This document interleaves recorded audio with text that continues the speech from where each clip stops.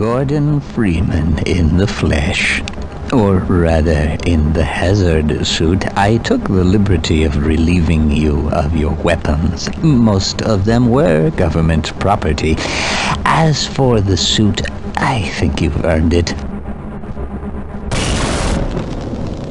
The border world, Zen, is in our control for the time being, thanks to you. Quite a nasty piece of work you managed over there. I am impressed.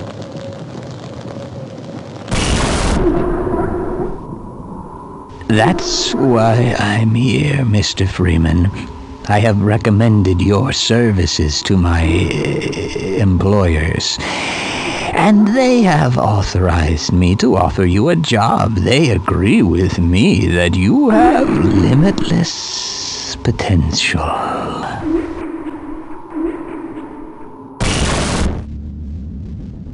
You've proved yourself a decisive man, so I don't expect you'll have any trouble deciding what to do. If you're interested, just step into the portal, and I will take that as a yes. Otherwise, well, I can offer you a battle you have no chance of winning. Rather an anticlimax after what you've just survived. Time to choose. Wisely done, Mr. Freeman. I will see you up ahead.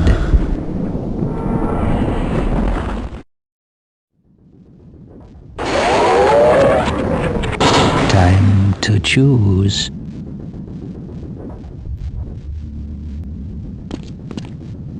It's time to choose.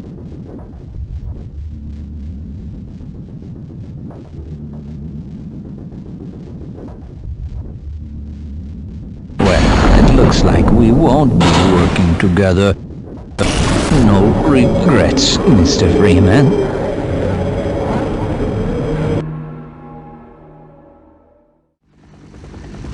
So, Corporal Shepard, we meet at last. Please don't think that I've been avoiding you. A great many matters require my attention in these troubled times. I do hope you understand.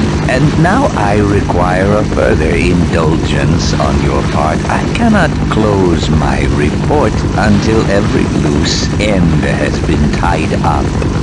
The biggest embarrassment has been Black Mesa facility, but I think that's finally taken care of itself.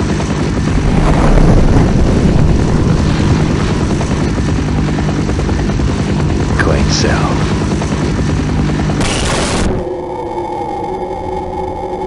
But there is still the lingering matter of witnesses.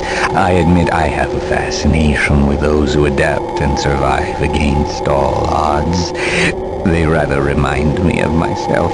If for no other reason, I have argued to preserve you for a time. While I believe a civil servant like yourself understands the importance of discretion, my employers are not quite so trusting, and rather than continually subject you to the irresistible human temptation of telling all, we have decided to convey you somewhere you can do no possible harm, and where no harm can come to you.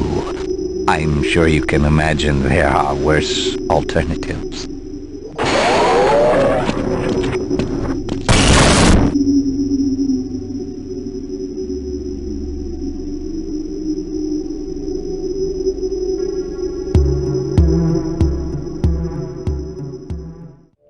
Rise and shine, Mr. Freeman. Rise and shine. Not that I wish to imply you have been sleeping on the job. No one is more deserving of a rest, and all the effort in the world would have gone to waste until... well, let's just say your hour has come again.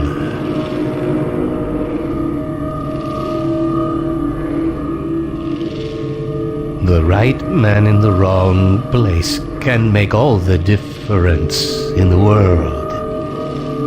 So wake up, Mr. Freeman. Wake up and smell the ashes. Yeah! You did it! Come on, Gordon. We've got to get out of here. Maybe we still have...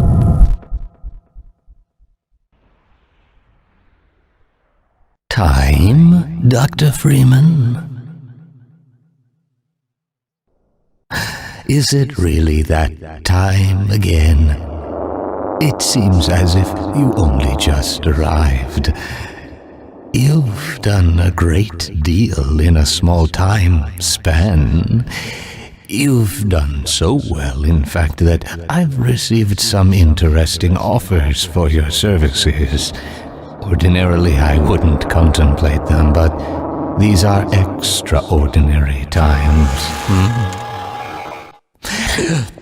Rather than offer you the illusion of free choice, I will take the liberty of choosing for you, if and when your time comes round again. I do apologize for what must seem to you an arbitrary imposition, Dr. Freeman. I trust it will all make sense to you in the course of... well, I'm really not at liberty to say. In the meantime, this is where I get off.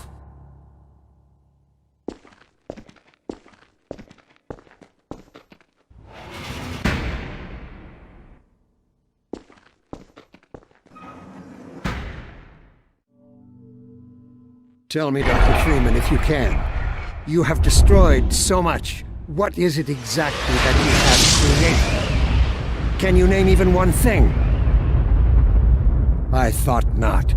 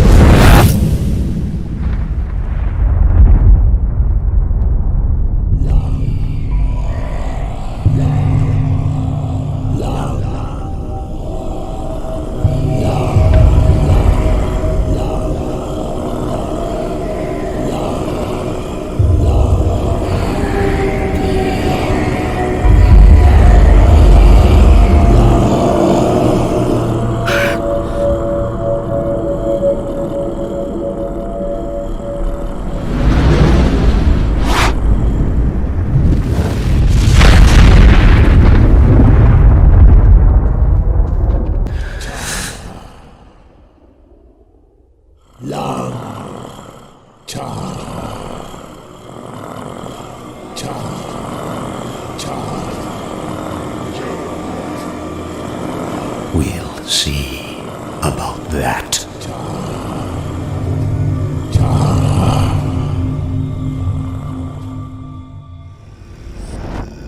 Dr. Freeman,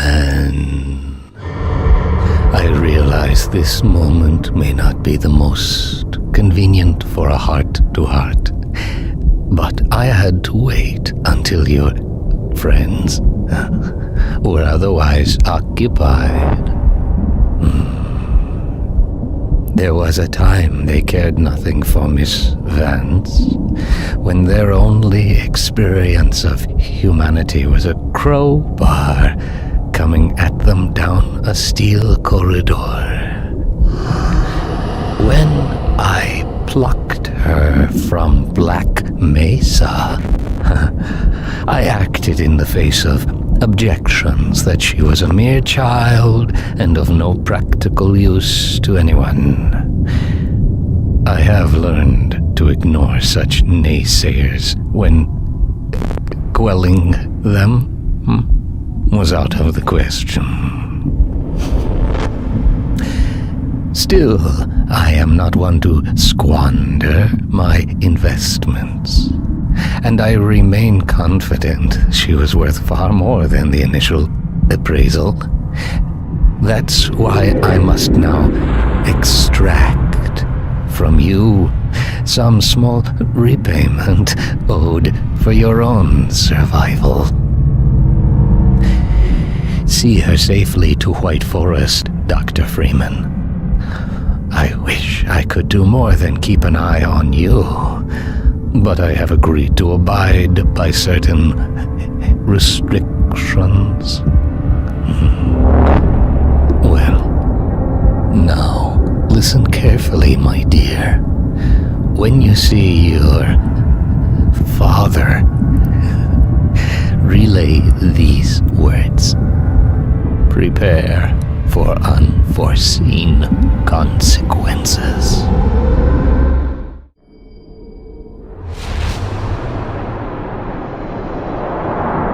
Impressive work, Ms. Vance. Gordon Freeman? Gordon Freeman. Ms. Vance, you wouldn't need all that to imprison Gordon Freeman. So, who are you? Perhaps what I am is not as important as what I can offer you in exchange for coming all this way.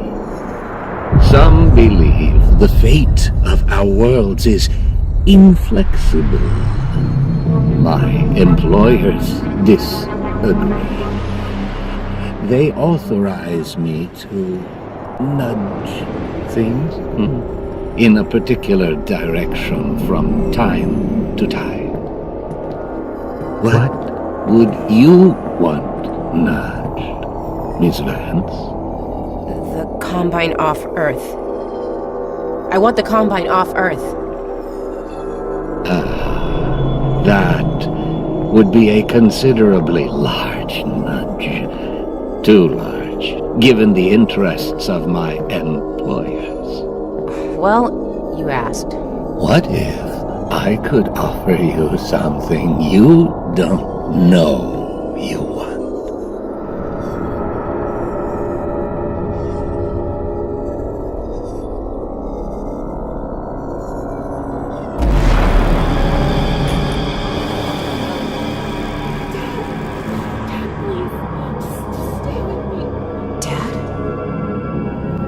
Dad?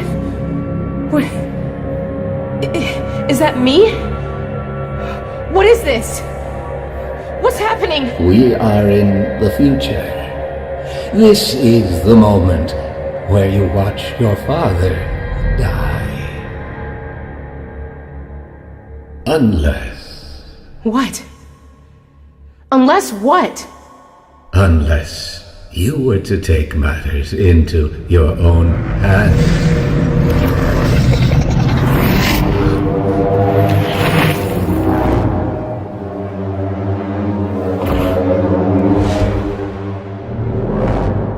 Release your father, Miss Vance.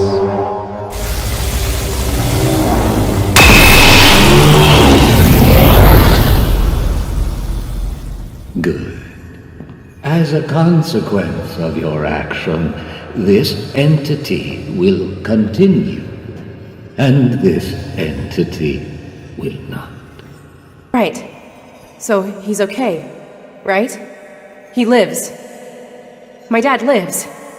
You are aware that you've proven yourself to be of extraordinary value. A previous hire has been unable or unwilling to perform the tasks laid before him. We have struggled to find a suitable replacement until now. No! I just want to go home. Send me home! I'm afraid you misunderstand the situation, Miss Vance.